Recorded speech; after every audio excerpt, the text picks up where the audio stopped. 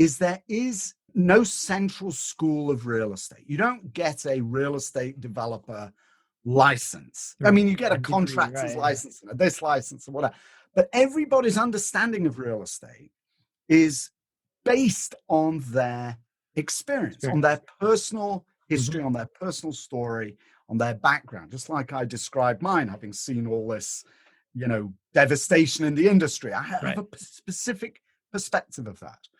And everybody's perspective is different. And so in my world, trying to raise capital or help people to raise capital, the fact is that your prospects want to hear your point of view. Your network is your net worth. Come listen to some of the most successful people I know share invaluable knowledge, stories, and advice in real estate, business, and beyond. This is Weiss Advice. Whether you want to take your business or personal life to the next level, look no further. Welcome back to Weiss Advice. I am your host, Yona Weiss, once again, and I am very blessed to be joined by a good friend, Dr. Adam Gower from Gower Crowd. He is an incredible person, and I am thrilled to have a conversation with him, as you will be, just by sitting and listening. So without further ado, Adam, how you doing today? Fantastic. Thanks so much for that very warm introduction. It's great to see you again, as always. It is. We haven't had many British people on the show. But you've been in the States for so long, it's almost hard to consider. What makes you think I'm British? Right? I'm from Lubbock, Texas. That's just out of Sheffield, right? Just outside. West of Sheffield. Just a little context. I mean, Adam has been in the real estate industry over 30 years. He has participated in over 1.5 billion with a B dollars in transactions on many, many different levels, from brokering to investing to syndicating to, developing, you name it. He's been involved. He's used his resources and his expertise recently, not only to create an extremely popular podcast. I highly recommend you check it out, Gower Crowd, but the platform, which is an incredible platform using digital marketing to help others, private clients specifically, raise capital online. This is a great subject, something I really want to dig into a little bit in our conversation today, Adam. So maybe give us a little bit of background. What made that transition from the active real estate syndicator, developer, investor, moving into this digital, world that we're in today? First of all, thanks for having me on. It's a pleasure, truly is a pleasure to be here. And that is a good question. It was, look, I'm, you've got just a teeny little bits of gray going on there. I'm almost completely white already. So getting on in years, and I went through a couple of major downturns, or have gone through a couple of major real estate downturns in my career. The first one was in the early 1990s. I had done extremely well as a young man in real estate syndication and development, working for a family office, and lost everything. It was a complete disaster when the savings and loan crisis hit. And then the second time, I got out just before not the current downturn, which is it's a bit of a bump, not really a major downturn. But 2007, 2008, got out just in time for that, and was brought into banks and major private equity funds to work on their massive portfolios, and saw a lot of distress. Yeah. And it made me even more conservative than I was going into the downturn. And so when the market started to pull out again, I was to be honest with you, battle scarred. Is that the term? Yeah. Gun shy. Yeah, absolutely. Having seen all this distress, and actually done very well out of it because I did a lot of divestments and workouts, etc. But I slowed down a little. It was quite hectic. And I started looking at seed investing. angel investing in startups. And anyone that's heard my stuff, I apologize if I'm repeating myself, but it was a pivotal moment in my life, or pivotal period in my life, because I started teaching at a university, real estate investment and finance. I wanted to learn how to teach. And at the same time, I was being pitched by these students who were 30 plus years younger than me. And they were pitching their startups.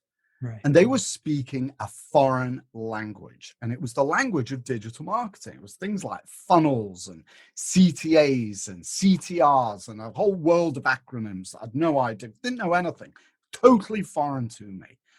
And then when the Jobs Act passed, it occurred to me just over time that here was an opportunity for the commercial real estate industry to adopt, to learn this new language, the language of digital marketing.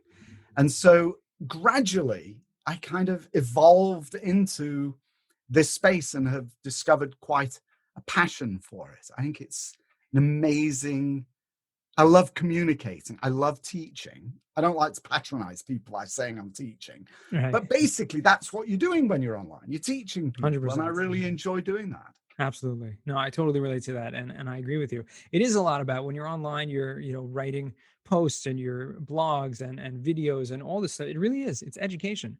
And the topic can be anything. So for you to take these topics of these digital marketing concepts and break it down, how it relates to commercial real estate and to those investors, I think is a huge benefit for this industry. And like you said, it has room for disruption.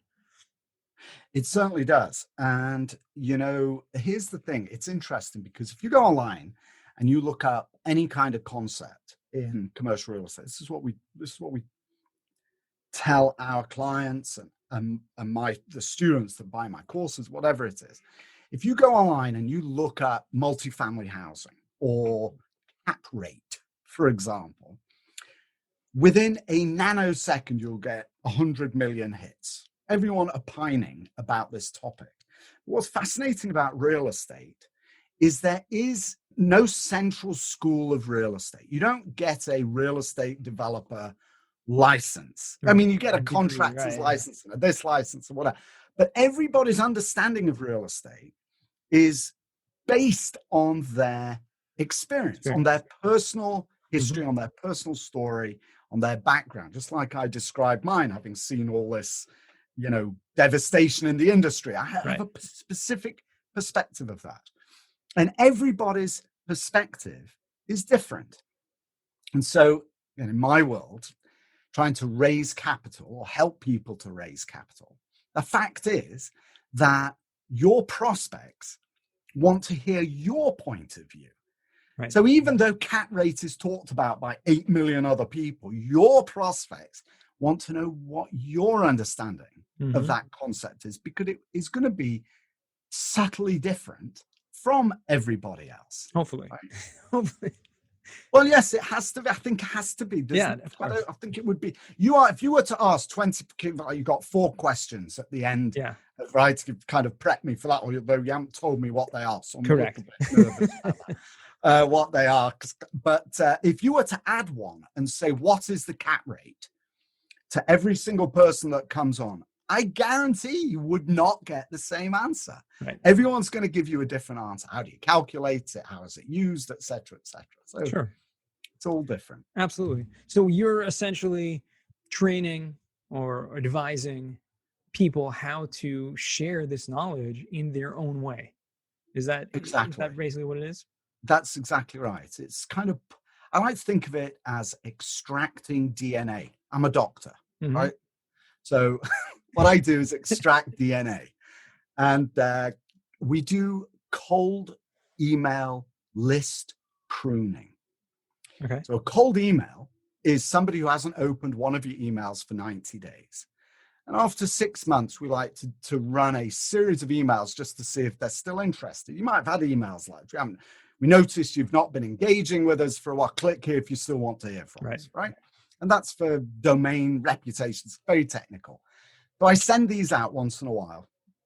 And I got I probably shouldn't admit this, but I got an email from a guy that wrote back and said, not interested. He said, first, unless you've healed anyone, stop calling yourself a doctor. What? Bloody nerve. And then he said, to get me off your list. So I unsubscribed him. And I wanted to say, I looked him up, actually. He also went to the London School of Economics like me. I wasn't an arse about it. I just let him go his own way. But I wanted to write back and say, hey, you know what? Not all doctors heal. Some of us teach. But I didn't. I don't want to be snide or anything. I think, right. He doesn't want to know anyway. But the answer to your question is authenticity. What I teach people is to be authentic to themselves. Because, look, I lived in LA for years, Los Angeles, right? And in LA, now there's obviously a horrible overgeneralization, right. But in the city of angels, where Hollywood and the whole ethos of Hollywood dominates, people, it seems to me, live their lives acting a role. Mm-hmm. Right? They want to portray a personality or an aspect of themselves that isn't really theirs. Yeah. But it's the way that they want people to see them. So they're kind of acting out their own lives. They're not really living authentic lives. Yeah. Yeah. And so what I try and teach my clients and the people that come to me for advice about how to raise money is be true to yourself. Mm-hmm. You want people to know you for who you are. That you will never impress everybody. The only people you want to impress are the ones who really like you for who you are. So authenticity is key. 100%. And, having lived in LA for many years, I can attest to the fact that it is a very, generalization admitted, but it's a very shallow place. You are what you drive. There's a lot of truth to that, but your presence or your digital footprint, as you like to call it, right, is people get to know you online through your social media, through your content that you're creating, through this email, marketing, these blogs, etc. People who are engaged, and like you said, they see through that and are going to relate to you because they are open to that, and so they want to see the real you. I think this guy, the great example, the anti-doctor email response you got, because that was him. He was the type of person, he was not interested. Probably he has his own problems with disingenuous.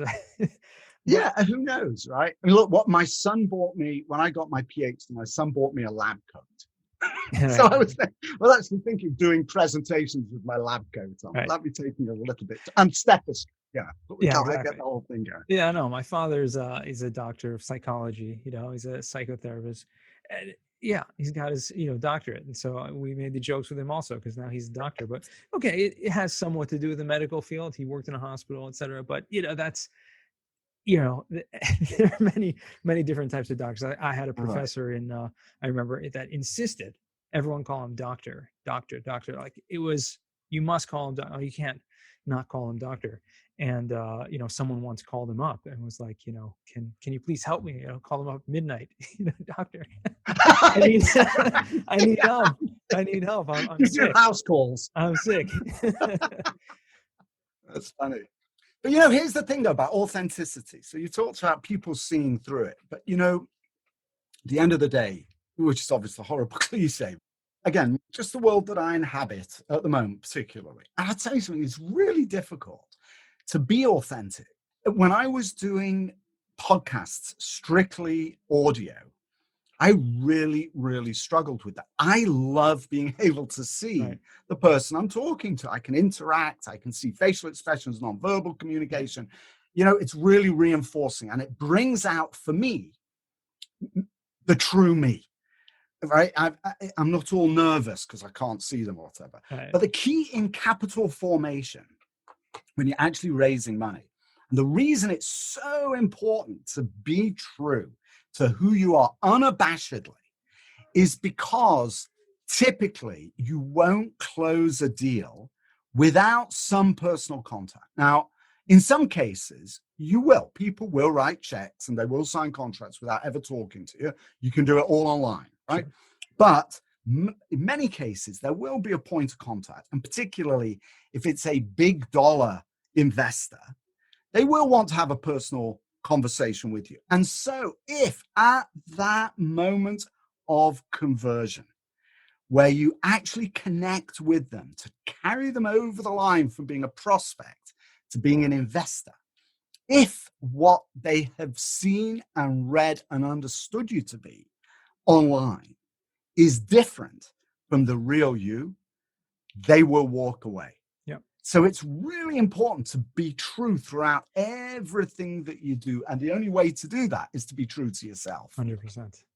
100%. What would you say is, something that everyone who's listening to this, who, let's assume that the listener is, and I don't know exactly who the listener is, but let's assume the listener is someone who wants to raise money from investors. And I believe that a lot of our audience are those type of people, are investors or real estate people.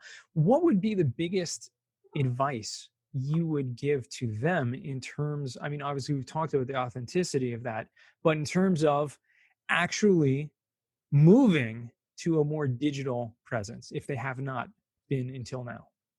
Yes, that's a big question. Talk to you. Yeah, that would be the first stop. Yeah, that'd be a really good idea. Yes, I can definitely help you with that. But it is a big deal. If I just got off a call, I don't want to mention names, it would be indiscreet, but actually somebody who I've met through you, thank you very much, My pleasure. who has an unusual digital presence in that they don't have a website, but they do have social media. And that as my 9-year-old likes to say, and if you're not watching, I'm doing this with my hands.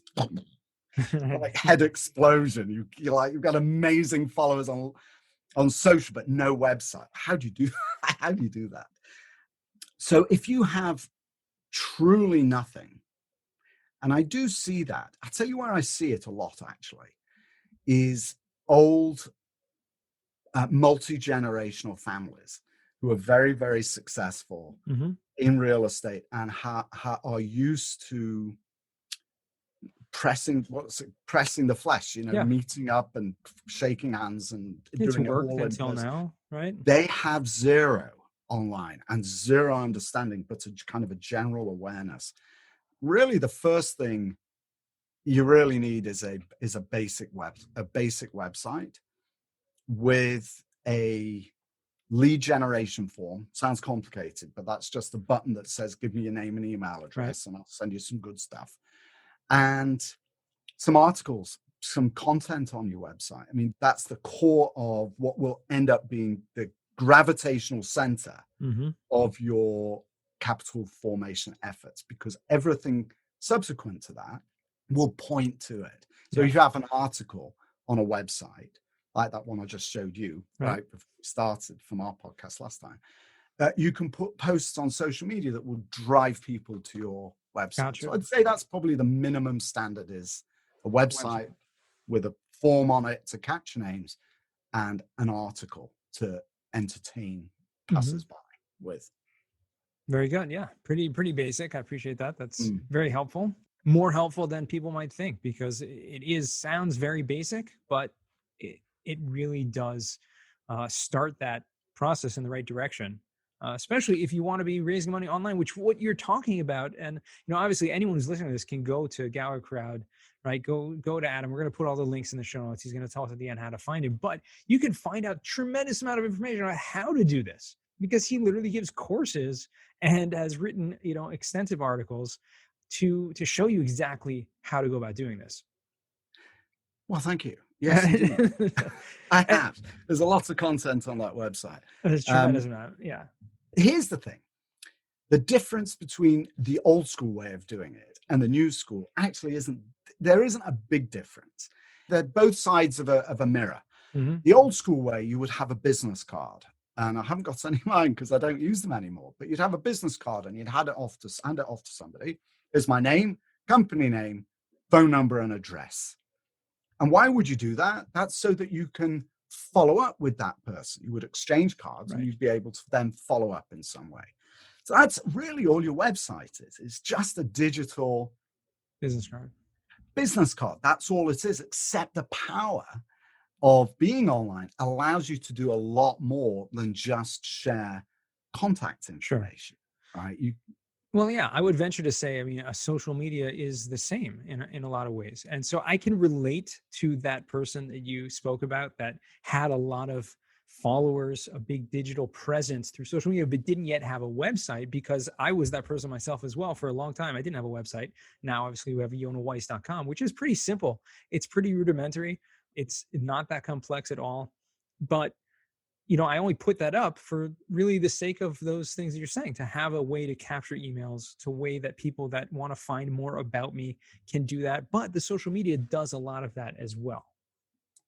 Social media drives the traffic to that website, presumably. People now look up Yona Weiss and they No, get but your what I'm link. saying is that the social media does it itself. I mean, for me, a LinkedIn page, that has everything pretty much that a website has, Okay, so except for the capturing the emails. Yes, that was where I was going to go with that. So how do you see this is interesting, because this is what we talked about on my podcast.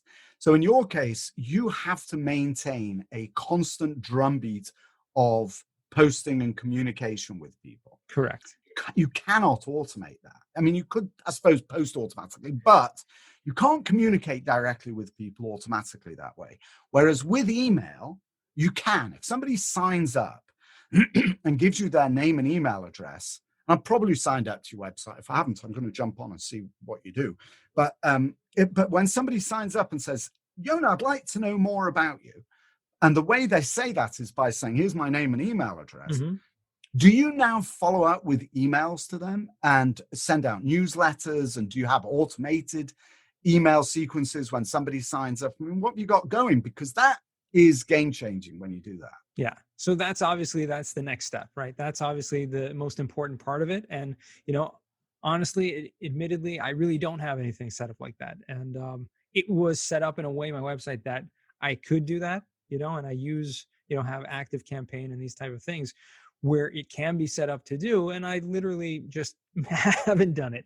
But I do understand the value of that and have a list. I actually have a pretty big list already of people that have signed up, and it's just sitting there. It's just a database at this point. But So is it that's for my sale? goal. Is it for sale? I'll put you on the list. The auction. We could go on forever. We really could. But I want to jump into the final four. This is a segment of this show where I ask 4 questions and oftentimes surprise my guests with these questions. So the first question for you is, what is the worst job that you ever had? Oh my goodness. Yes, the worst job.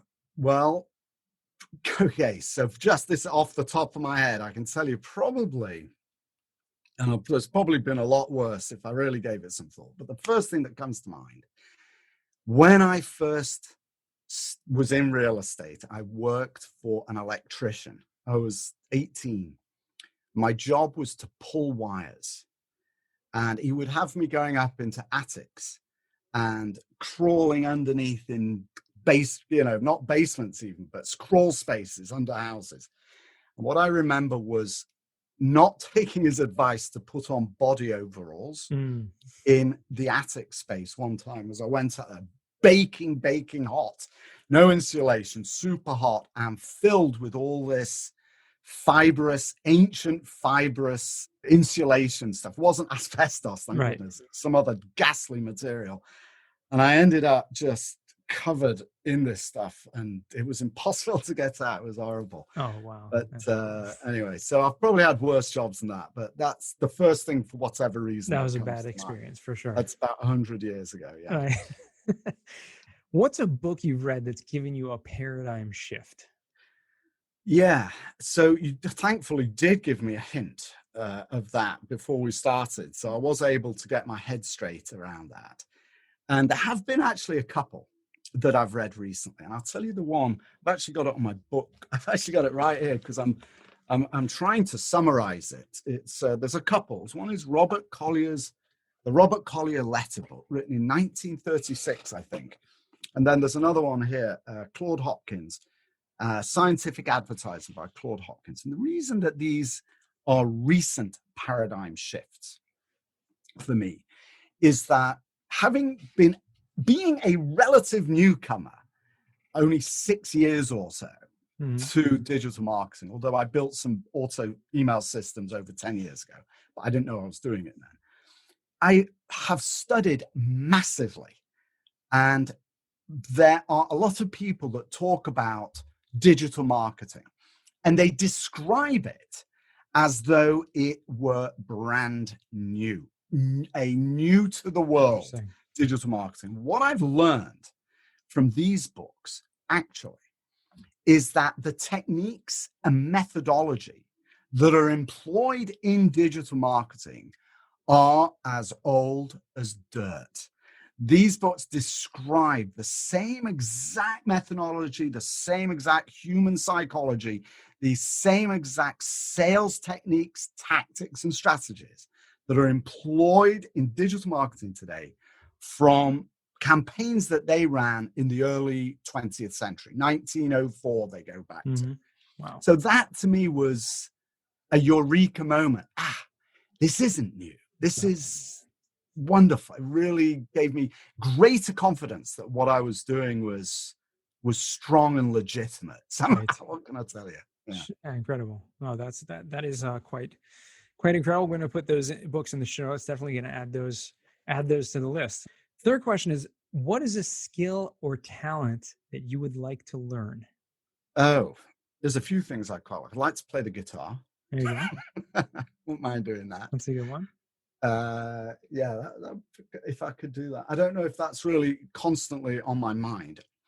You know, a skill that I would really like is to somehow figure out how to work out regularly all the time. That's really I used to do that. And that's that's something that's gone by the wayside. I know it's probably a bit dull. It's important. But being completely honest about it, I would love to get back into shape, and I've got no idea how to change my mind set to be able to do that. And that is a skill, I think, being able to do that. Having a hard time with that. Yeah, definitely. It sounds like you need a personal trainer is maybe what you need. It's someone to whip you into shape. Yes, that was exactly what I was thinking about. I was thinking of something slightly different, but I won't share that online, especially with you. I'll be decent about it together. All right. And the fourth and final question, what does success mean to you? Yes, success is inner contentment and happiness. I think it's figuring out, when I was at high school, there was friends of mine who knew what they wanted to do at the age of 14. They knew what they wanted to do, and now I see them 50 years later, 40 years, however long later, doing what they knew they wanted to do at 14. And I have always kind of wondered what I want to be when I grow up. And I think deep down, it is really contentment and what the French call joie de vivre, I think, while at the same time contributing, but contributing in a way that is holistic, that's just consistent with who I want to be somehow. But I haven't quite figured that out. So that's another skill. It's a tough thing. It's like a constant battle. Really, well, it's it's an ongoing journey. It's this thing of life. Yes, it does come to an end, and it does at a certain point. That's true. As long as we go along for the journey, then we'll get there. Hey, so you know what? I actually thought about. I know that you've only got a few minutes, but I did actually think about this question very deeply recently. It actually caused me to think about it differently. I posted on LinkedIn. I didn't hashtag or copy anyone, so nobody commented on it because nobody comments on my stuff.